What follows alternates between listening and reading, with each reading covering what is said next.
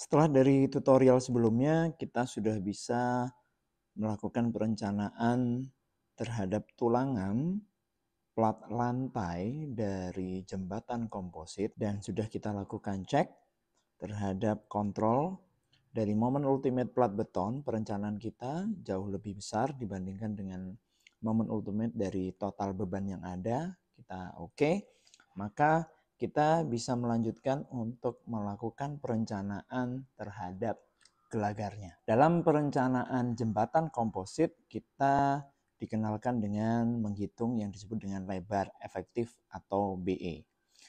Lebar efektif atau BE di beberapa peraturan itu memiliki nilai atau syarat yang berbeda. Di SNI 2847 2019 ada 3 syarat di mana 8 kali D, 0,5 dari jarak balok ke balok, dan 0,125 dari bentang bersihnya. Untuk di SNI 1729 2020, kita punya 1/8 bentang balok, setengah dari sumbu balok-balok, lalu kita punya jarak tepi slabnya. Dan untuk di RSNIT 03 2005, syarat pertama ada 1/5 bentang gelagar atau 1/7 jika gelagarnya ada menurus. 2, jarak antar gelagar, dan ketiga, 12 kali tebal lantai. Walaupun di RSNIT 03 2005 memang tertulis 1/12, namun ternyata perhitungan yang benar adalah 12 kali tebal lantai. Kemungkinan besar ada kesalahan penulisan pada peraturan itu. Lalu pada SNI keluaran 2847 1729 yang lalu, kita punya 1/4 L, kita punya S, dan kita punya 0,5 S ditambah dengan jarak gelagar terluar ke tepi. Nah, dari keseluruh aturan yang ada itu sudah saya lakukan perhitungan untuk masing-masing kondisi. Untuk 2847 seperti yang ada di layar, untuk 1729 2020 pun juga seperti yang ada di layar, RSNIT 03 2005 dan juga SNI 2847 dan SNI 1729 di awal tahun 2000. Perencanaan ini saya memilih menggunakan RSNIT 03 2005. Di situ ada 3 syarat yang harus dipenuhi, yaitu 1/5 bentang gelagar, jarak antar gelagar, jadi S-nya, dan juga 12 kali tebal lantainya. Di soal ini panjang gelagarnya, total panjang gelagarnya adalah 31,5 meter atau 31.500 mm. Sehingga kalau saya kalikan 1/5 dari bentang gelagarnya, maka kita punya 6.300 mm. Untuk jarak antar gelagar ke gelagar, pada soal saya S-nya adalah 1.850 mm. Dan untuk 12 kali dari tebal lantainya, D tebal lantai di soal ini adalah 200 mm. Maka kita punya 1.850 untuk S-nya dan 2.400 untuk 12D-nya. Dari ketiga nilai yang ada, kita pilih yang paling kecil sebagai nilai B efektifnya, yaitu 1.850. Sehingga kita bisa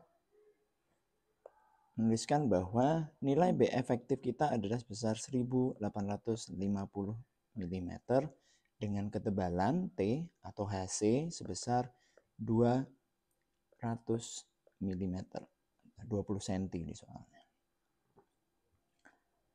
Yang kita lakukan selanjutnya adalah kita mencari variabel yang dimiliki oleh profil gelagar yang ada. Di soal ini profil gelagar yang digunakan adalah yang dikasih warna kuning, 588-312-20.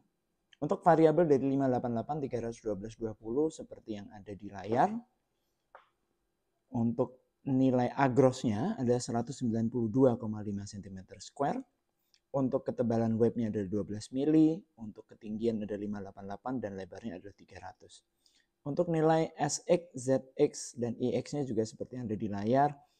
Dan perhitungan untuk BF per 2TF-nya adalah 9,21 dan H per TW-nya adalah 22,67. Di sini kita tidak perlu untuk melakukan kontrol terhadap resiko tekuk lokal karena sudah bisa dipastikan profil ini merupakan profil yang tidak mengalami tekuk lokal. Sehingga semua baik saya maupun badannya oke. Di penentuan BE kita sudah memilih menggunakan RSNIT 03 2005, maka dipilih BE yang kedua yaitu 1.850 850 mm. Untuk perencanaan komposit pada bab I3, jadi di SNI 1729-2020 bab I3 2A. Untuk mempermudah di tutorial ini, lembar SNI 1729-2020 saya tampilkan di sisi kanan layar, di mana kita bisa melihat untuk bab I atau khusus untuk komposit pada 1729-2020. Bab I, desain komponen struktur komposit, kita akan melihat pada bab I3, bab 2A. I3 merupakan bab lentur dan untuk 2A adalah mencari nilai kekuatan lentur positif. Dalam peraturan DSNI, kita diminta untuk melakukan kontrol terhadap H per TW versus 3,76 akar EF yieldnya. Jika nilai H per TW-nya lebih kecil sama dengan dari 3,76 akar EF yield, maka MN harus ditentukan dari distribusi tegangan plastis pada penampang komposit. Jadi kita diminta untuk melakukan perencanaan dengan cara plastis. Namun jika H per TW-nya lebih besar dari 3,76 akar EF yield-nya, maka kita diminta untuk melakukan perencanaan dengan cara elastis, di mana memperhitungkan efek penopangan untuk keadaan batas leleh atau momen leleh. Sedangkan untuk yang di H per TW-nya lebih kecil, kita menghitung dari distribusi tegangan plastis pada penampang komposit untuk keadaan batas lelehnya berupa plastis. Kita kembali ke sini. Mereview sedikit di video tutorial sebelumnya, di video pengajaran sebelumnya, perencanaan plastis dan elastis di komposit. Dalam perencanaan plastis dan elastis, semua dikontrol dari nilai H per TW versus 3,76 akar EF yield-nya. Jika masuk kondisi elastis, maka kita perlu melakukan perhitungan didasarkan kepada keadaan batas lelehnya. Sehingga kita melakukan untuk mencari nilai transfer plat betonnya, kita mencari titik berat baru, menghitung inersia yang baru kita mampu menghitung berapa nilai tegangan. Kita melihatnya terhadap kondisi batas plastisnya baik baja maupun di betonnya. Sehingga untuk rumus kondisi beton pecah, profil baja leleh akan kita pakai di situ. Akan dikenalkan 3 kondisi dalam perencanaan kondisi plastis, kondisi 1, 2, dan 3, di mana T lebih kecil dari C atau T lebih besar dengan C, tergantung posisi netral atau garis netral plastisnya ada di mana. Apakah di sayap baja ataukah di badan baja. Jika masuk kondisi 1, maka kita menggunakan kondisi ini. Jika kondisi 2 akan menggunakan kondisi seperti ini, dan kondisi 3 kita akan menggunakan syarat yang seperti ada di layar. Kembali pada contoh soal yang kita bahas saat ini. Dari H per TW dibandingkan dengan 3,76 EF yield-nya, kita dapatkan nilainya lebih kecil untuk H per TW-nya, sehingga ini masuk dalam perencanaan kondisi plastis. Untuk perencanaan plastis, maka kita perlu untuk mencari nilai T dan C. Kondisi plastis untuk baja, leleh tarik penampang bajanya, dan kondisi kehancuran betonnya. Jadi kita akan mencari batas atau limit dari masing-masing baja dan betonnya. Rumusnya sudah ada di SNI 179/2020 di bab I2D nomor 1 dan nomor 2. Untuk T, F yield kali AS, nilai F yield dan nilai AS adalah nilai mutu baja dari gelagar. Kita kalikan dengan luasan dari gelagar yang kita pakai. Di perencanaan ini, di soal ini kita mendapatkan nilainya sebesar 4.812,5 kN. Untuk di C-nya 0,585 kali FC prime-nya 20,75 dan AC. AC itu merupakan luasan dari B efektif kita kalikan dengan tebal platnya. B efektif saya di 1850 dan ketebalannya ada di 200, maka kita kalikan. Didapatkan 6.528 25,8 kN. Sehingga kalau kita kontrol terhadap kondisi yang ada, syarat kondisinya, maka T lebih kecil dari nilai C-nya. Sehingga masuk pada kondisi 1. Pada kondisi 1 kita nanti akan dikenalkan dengan beberapa rumus yang harus kita pakai. Perlu mencari beberapa nilai variabel yang ada, yaitu nilai A, nilai Y2, dan juga nantinya kita akan menghitung kemampuan momen nominalnya, kemampuan dari momen nominalnya. Sebelum kita bisa menghitung momen nominalnya, maka variabel-variabel yang ada perlu kita breakdown atau perlu kita ketahui di sini. Untuk momen nominal sama dengan kondisi momen plastis, maka F yield, kita sudah punya F yield-nya, kita kalikan dengan AS, luas dari profil gelagarnya, lalu kita kalikan Y2 ditambah dengan setengah D. Y2 ini adalah jarak, kalau kita lihat di sini, dari titik berat beton terhadap tepi terluar atau sambungan dari baja dengan betonnya. Dan untuk D-nya merupakan tinggi dari profil itu sendiri. Untuk bisa mendapatkan nilai Y2, maka rumusnya adalah YC kita kurangi dengan setengah kali A-nya. Y2 bisa kita dapatkan dari nilai YC, kita kurangi dengan setengah dari A-nya. Untuk YC itu sama dengan T. Untuk YC sama dengan T. Jadi ketinggian dari plat itu nilainya sama dengan YC. Sehingga bisa kita masukkan bahwa ini adalah YC. Ini salah tulisnya. Ini adalah YC. Untuk bisa mendapatkan nilai A atau posisi dari garis netral plastisnya, rumus A adalah F yield kita kalikan dengan AS, kita kalikan dengan kita bagi dengan 0,85 dikali dengan FC prime dikali dengan B efektifnya. Semua variabel sudah kita miliki, F yield-nya adalah F yield gelagar baja dan AS adalah luasan dari gelagar bajanya. Untuk AS-nya di soal ini nilainya sebesar 192,5 cm persegi. Karena dalam bentuk milimeter persegi maka dikalikan 10 pangkat 2 sehingga menjadi milimeter persegi. Nilai F yield kali AS nilainya 4812,5 sehingga bisa dituliskan di sini langsung menjadi 4812500 Newton. Kita jadikan Newton. Dari situ nilai A-nya adalah 147,48. Itu merupakan jarak dari serat terluar lantai plat beton ke garis netral plastisnya. Sehingga garis netral plastis yang warna hijau itu jaraknya adalah 147,48.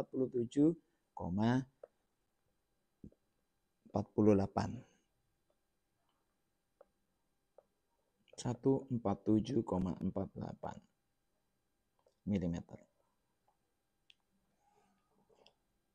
Untuk bisa mendapatkan nilai Y2 didapatkan dari nilai YC dikurangi dengan setengah A. Y2 sama dengan YC yang notabene YC sama dengan ketinggian dari plat. YC kita kurangi setengah dari A-nya untuk bisa mendapatkan jarak dari Y2. Sehingga di sini YC-nya kita sudah punya karena YC sama dengan T atau sama dengan HC-nya. Jadi YC sama dengan T atau sama dengan HC yaitu 200 mili. Y2-nya sama dengan 200 mili kita kurangi dengan setengah kali A-nya. Kita dapatkan untuk nilai Y2 adalah sebesar 126,26. Untuk nilai Y2 sama dengan 126,26 mm. Sehingga variabel yang dipakai untuk menghitung nilai momen nominal atau kondisi plastisnya sudah lengkap. Dari situ sudah bisa kita masukkan ke perhitungan di mana F yield 250 Newton per milimeter persegi. Kita kalikan dengan AS-nya, luas profil gelagar yaitu 192,5 karena dia cm dirubah jadi milimeter persegi dikalikan 10 pangkat 2. Kita kalikan dengan kurung buka Y2 126,26 ditambah dengan setengah dari ketinggian profilnya. Profil ini adalah profil 588 maka setengah dari 588 didapatkan nilai M nominalnya ada sebesar 2.022.501.250 atau kalau kita sederhanakan menjadi 2022,5 kilonewton meter. Untuk bisa mendapatkan ultimate-nya, maka faktor reduksi kita kalikan dengan Mn. Kita dapatkan momen ultimate-nya sebesar 1820,25 kilonewton meter. Kita perlu lakukan checking atau kontrol terhadap M ultimate yang diakibatkan oleh pembebanan yang ada. Di video tutorialnya kita sudah menghitung nilai M ultimate dari pembebanan yang ada, yaitu sebesar 85,983 kN meter. 85,983 itu kita bawa ke sini menjadi M ultimate pembebanan, di mana syaratnya harus lebih kecil dari momen ultimate perencanaan, yaitu 1820,25 kN meter. Di sini signifikansi perbedaan terhadap M pembebanan dan M ultimate perencanaan cukup jauh, di mana yang satunya 85,9 sedangkan di perencanaannya 1820. Ini bisa diakibatkan atau disumbangsi oleh ukuran profil, jarak gelagar yang cukup besar, sehingga kemampuan dari profil itu sendiri berlebihan sekali terhadap MU pembebanan. Setelah didapatkan untuk nilai momen ultimate perencanaan dibandingkan dengan momen ultimate dari pembebanan, kita melanjutkan untuk menghitung kemampuan geser rencana dari profil WF yang kita tinjau di soal masing-masing. Di SNI 179 2020 bab I itu merupakan bab yang membahas tentang komposit. Khususnya pada I4 itu merupakan subbab yang membahas tentang geser pada komposit. Pada bab I42, geser untuk dek baja gelombang, atau kalau kita deskripsikan di sini adalah kekuatan geser tersedia, balok komposit angkur baja stat berkepala atau angkur kanal baja. Jadi di bab I42 ditentukan berdasarkan properti penampang baja saja sesuai dengan bab G. Jadi kita diminta untuk merefer pada SNI 179 2020 pada bab G2 sub 1, di mana rumus untuk geser rencana yaitu faktor reduksi Vn sama dengan faktor reduksi V dikalikan dengan 0,6 kali dengan F field, tegangan leleh profil baja, lalu kita kalikan dengan AW. AW merupakan luasan badan, di mana rumusnya adalah D. Lebar dari profil kita kalikan dengan TW, tebal dari web. Lalu kita kalikan dengan CV. Pada SNI 179 2020 bab G2 1A ada sebuah syarat untuk bisa menggunakan rumus ini, di mana nilai H per TW-nya harus lebih kecil sama dengan dari 2,24 akar E F yield-nya. Ketika sudah memenuhi kondisi itu, maka kita bisa menggunakan nilai faktor reduksi V itu sama dengan 1 dan CV-nya pun juga sama dengan 1. Di soal ini coba kita cek, untuk H per TW-nya adalah 22,67, sedangkan untuk 2,24 EF yield-nya adalah 63,356, maka kita bisa menggunakan kondisi faktor reduksi CV1 dan CV1. Maka kita input di sini untuk faktor reduksi Vn sama dengan faktor reduksi V yaitu 1, 0,6 kita kalikan dengan 250 Newton per milimeter persegi, kita kalikan dengan luas badan yaitu lebar dari WF ini adalah 300 dikalikan dengan tebal web, lalu dikalikan dengan CV senilai 1, didapatkan nilainya adalah 540.000 kN. Ini merupakan nilai gaya geser rencana dari WF yang ada, dia mampu menahan hingga 540.000 kN. Maka kita perlu tinjau terhadap nilai geser dari pembebanan. Untuk bisa menghitung geser dari pembebanan, kita membutuhkan ilmu dalam analisa struktur, di mana kita akan mencari nilai geser yang terjadi diakibatkan oleh pembebanan yang ada. Di soal ini bentang totalnya adalah 31,5 meter. Dan sudah didapatkan dari soal tutorial atau dari video tutorial yang sebelum ini bahwa berat sendirinya atau QMS-nya adalah 5 kN, berat beban mati tambahannya QMA adalah 2,69 kN, dan untuk PTT-nya beban point load untuk akibat truk sebesar 146,25 kN. Nah, Untuk bisa menghitung nilai geser yang terjadi, maka kita perlu hitung masing-masing diakibatkan oleh setiap kondisi. Untuk QMS 5 kN, gaya geser akibat berat sendiri nilainya adalah sebesar, kita menggunakan rumus VMS sama dengan setengah kali QMS dikalikan dengan L-nya. Q-nya 5, L-nya di soal ini 31,5, maka didapatkan VMS-nya ada 78,75. Sama untuk beban mati tambahan, QMA-nya 2,69, maka kita punya VMA 42,36. Khusus pada menghitung nilai geser pada akibat beban terhadap truk, ada dua asumsi.